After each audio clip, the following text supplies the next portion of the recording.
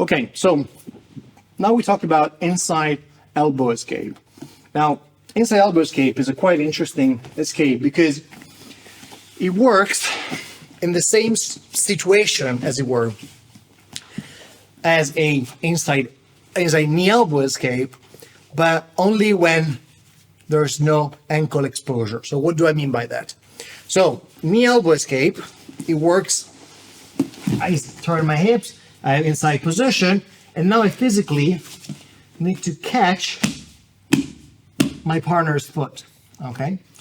What you will notice if you start rolling with a little bit more advanced people is that people start bringing the knee slightly higher.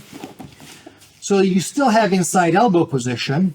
So you're still looking pretty good, but for whatever reason, there's just no ankle exposure anymore. You cannot trap your partner's foot with your feet, okay? This is where we go into inside elbow escape. So, what you want to achieve as much as possible is a very unique kind of shrimping. So when we go to movement class, to any basic jiu-jitsu class, we're taught to shrimp like this. I lift my hips, I turn, and that's a shrimp. This is not wrong, but that will not get you out of mount. What you want to do is to bring your knees to your chest and start inverting like this. This is actually a pretty solid structure.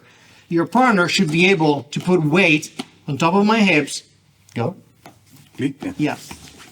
And From mount, yeah. yeah, from mount, whatever. No, just sit on the hips. Doesn't matter. Yeah.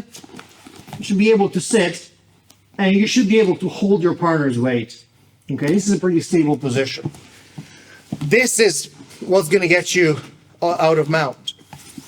So I'm here, and there's no ankle exposure. But now, the higher he brings me up, the easier it will be for me to start scooting out. Okay? If I try this when he's much lower on my hips,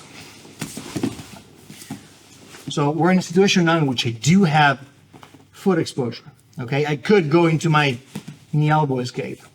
If I try to go into an inside elbow escape now, I can't even start building height. It's just very hard. Now he goes up to deny me this foot exposure, and now this becomes exceedingly easy. Okay? So from this position, I bring everything up and inside. Okay? Turn. So I bring this knee in, and I connect my foot to my knee.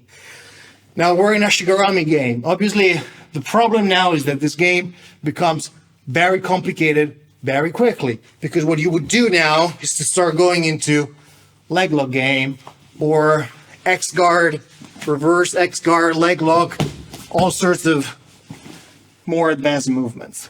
Okay?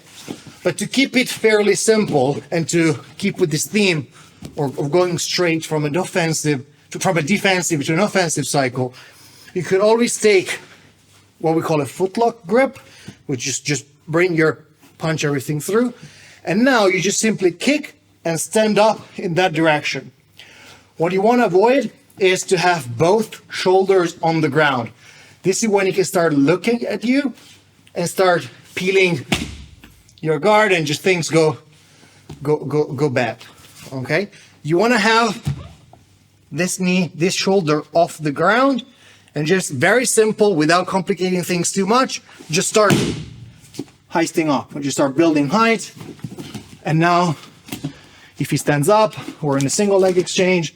Otherwise, if he doesn't, I can start climbing again, or I can start going to the back. There are many things that I can do. I can just start simply running him into a sweep, especially if you're more on the explosive side. As a player, you can start bringing your shoulder off the ground, heisting up, and then just start running him until he falls. Okay, obviously that's not the most technical option, but especially if you're on the more explosive and aggressive side of the spectrum, it will definitely work well for you.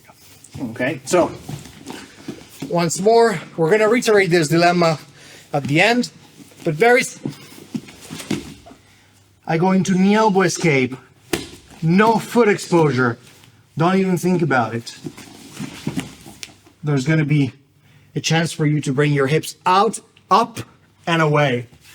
I just bring my knee in, I get a footlock grip, shoulder off the mat, and start heisting up. What I want is head height. My head has to be higher than his.